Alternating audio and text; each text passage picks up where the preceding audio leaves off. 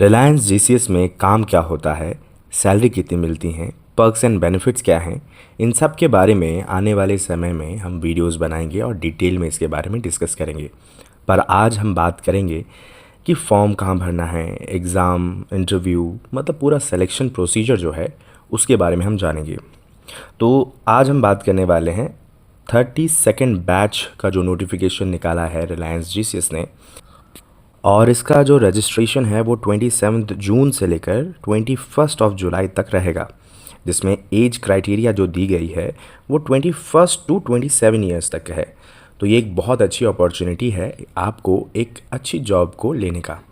इसमें जो क्वालिफ़िकेशन मांगी गई है वो है किसी भी यूनिवर्सिटी से आपने किसी भी स्ट्रीम में ग्रेजुएशन की हो और उसमें 50% मार्क्स लेकर आए हों, तब आप इस एग्ज़ाम के लिए अपीयर कर सकते हैं। इसमें हाइट क्राइटेरिया भी है जो आप स्क्रीन पर देख पा रहे होंगे। मेल और फीमेल की रिक्वायरमेंट्स आपको दिखाई दे रही होगी।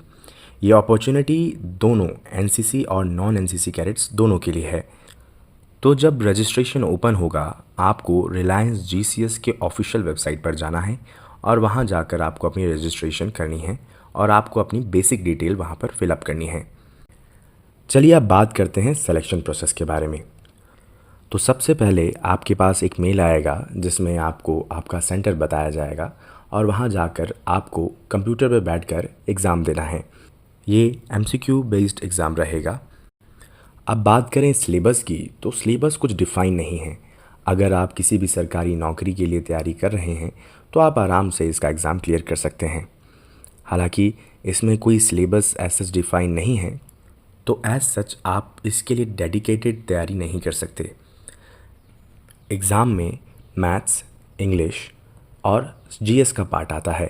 जीएस में सोशल स्टडीज़ और जनरल साइंस के सारे सब्जेक्ट्स रहते हैं। आपको हर एक सब्जेक्ट के बारे में एक बेसिक जानकारी होनी चाहिए। इस एग्ज़ाम को देने के बाद जो लोग भी सेलेक्ट हुए हैं उनको 1 महीने के अंदर एक मेल आएगा जिसमें उन्हें एक सेंटर बताया जाएगा जहां पर उनका इंटरव्यू होगा। रिलायंस ज़्यादातर अपने रिलायंस जीसीएस के इंटरव्यूज़ घनसोली महाराष्ट्र में लेती है, जहां जाते ही पहले दिन आपको बहुत सारी चीज़ें समझाई जाएंगी। जीसीएस क्या है, काम क्या होता है, आपकी सैलरी कितनी होगी, ये सारी चीज़ें आपको एचआर टीम बैठ के समझाती है और उनके जितने भी टर्म एंड कंडीशंस हैं वो आपको इंटरव्यू देने से पहले ही आपको समझाया जाता है। इसके बाद सबसे पहले होता है ग्रुप डिस्कशन। ग्रुप डिस्कशन के लिए जितने भी लोग आए हैं उनको ग्रुप में बांटा जाता है और फिर ग्रुप डिस्कशन के लिए ले जाया जाता है। हर एक ग्रुप में लगभग 10 से 15 लोग होते हैं और हर एक ग्रुप को 2 टॉपिक दिए जाते हैं और दोनों टॉपिक पर आपको डिस्कशन करना होता है। डिस्कशन के दौरान आपको एक कंक्लूजन पॉइंट पर आना होता है। इस ग्रुप डिस्कशन से बेसिकली पैनल ये देखना चाहती है कि आप लोगों के बीच में रहकर आप किस तरीके से अपने पॉइंट्स को रखते हैं। और आपकी जानकारी के लिए मैं बता दूं, ये पूरा सिलेक्शन प्रोसेस के दौरान आपको इंग्लिश का ही इस्तेमाल करना है, तो आपकी इंग्लिश में कमांड अच्छी होनी चाहिए। ग्रुप डिस्कशन के जो टॉपिक्स होते हैं वो रैंडम होते हैं। अगर आप देश दुनिया के बारे में जानकारी रखते हैं तो आप ग्रुप डिस्कशन में परेशान नहीं होंगे। हालांकि अगर आपको कोई टॉपिक ऐसा मिलता है जिसके बारे में आपको नॉलेज नहीं है या बिल्कुल कम है, तो आप पहले ग्रुप को सुनिए और ग्रुप को सुनने के बाद और टॉपिक को समझने की कोशिश कीजिए। टॉपिक को समझने के बाद आप अपना एक व्यू ग्रुप के सामने रख सकते हैं। जैसा मैंने आपको बताया कि पैनल का मेन मोटिव ये रहता है कि वो चेक कर सकें कि क्या कैंडिडेट को इंग्लिश अच्छे से आती है, क्या वो ग्रुप में रहकर लोगों के सामने अपना पॉइंट ऑफ व्यू रख सकता है, क्या वो ग्रुप डिस्कशन में अटेंटिव है। ये सारी चीज़ें जो हैं ग्रुप डिस्कशन में देखी जाएगी। ग्रुप डिस्कशन को और अच्छे से जानने के लिए यूट्यूब पर आपको बहुत सारी वीडियो मिल जाएंगी, जिससे आप एक छोटा मोटा आइडिया लगा सकते हैं कि ग्रुप डिस्कशन में आपके लिए फेवर क्या करेगा और नेगेटिव पॉइंट क्या क्रिएट करेगा। ग्रुप डिस्कशन के बाद तुरंत ही आपको रिजल्ट बताए जाएंगे और जो भी लोग सेलेक्ट होंगे उनका आगे पेपर वर्क होगा जहां पर उनके डॉक्यूमेंट्स वेरीफाई किए जाएंगे।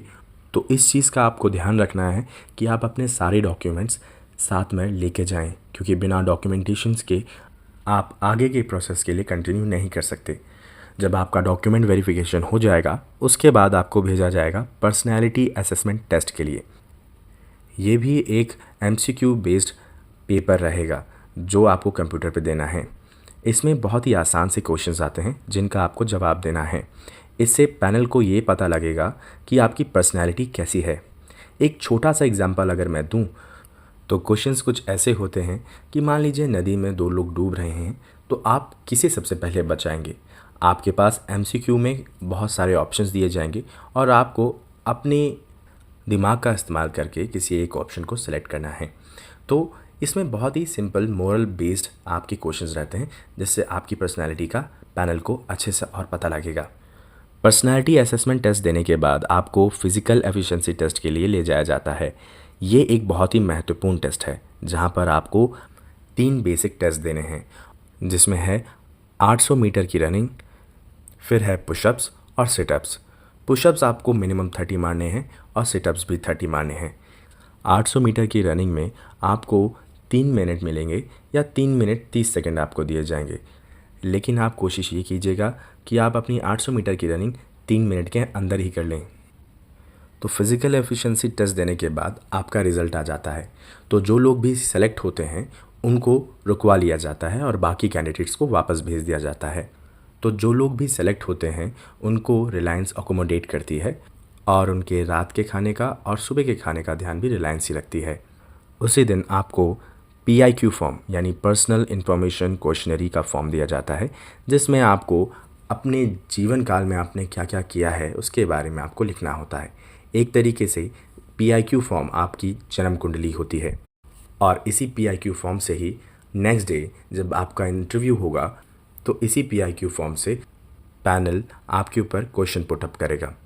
तो आप अपने PIQ फॉर्म को बहुत ही नीटली और बहुत ही ध्यान से भरिएगा। यहाँ पर आप एक ट्रिक का इस्तेमाल कर सकते हैं।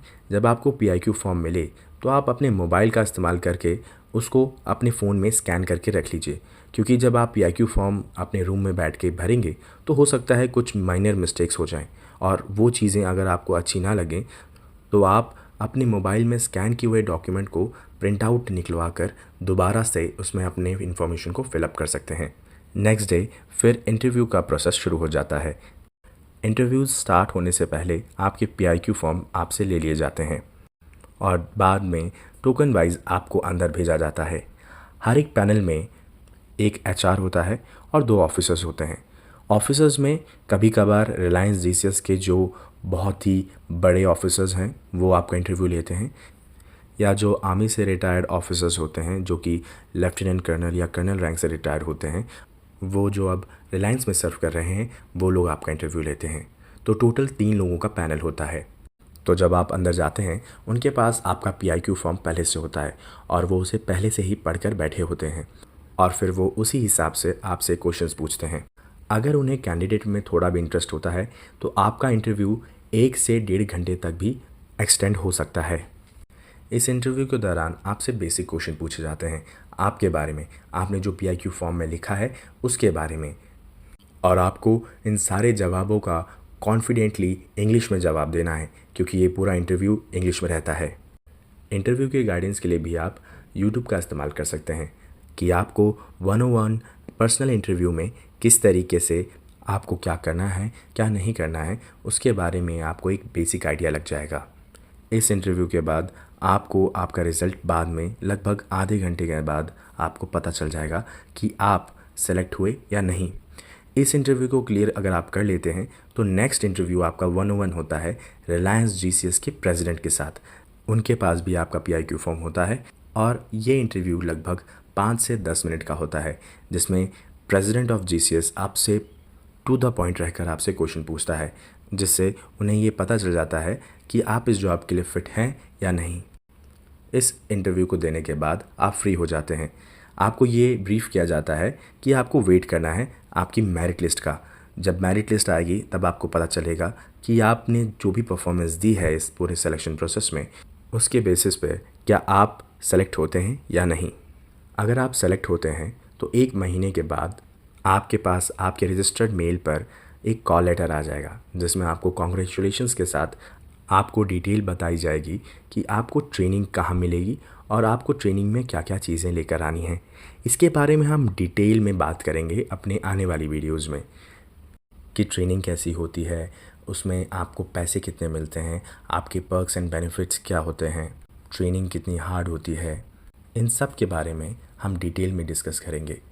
तो ये है पूरा एक प्रोसेस रिलायंस जीसीएस में सेलेक्ट होने का। अगर इसके बाद भी आपको कोई भी डाउट रहता है तो आप मुझसे पूछ सकते हैं, मैं उसका जवाब आपको ज़रूर दूंगा। तो चलिए आज की वीडियो यहीं ख़त्म करते हैं और आपसे मिलते हैं नेक्स्ट वीडियो में। तब तक आप अपना ध्यान रखिए और अच्छे से तैयारी करनी शुरू कर दीजिए।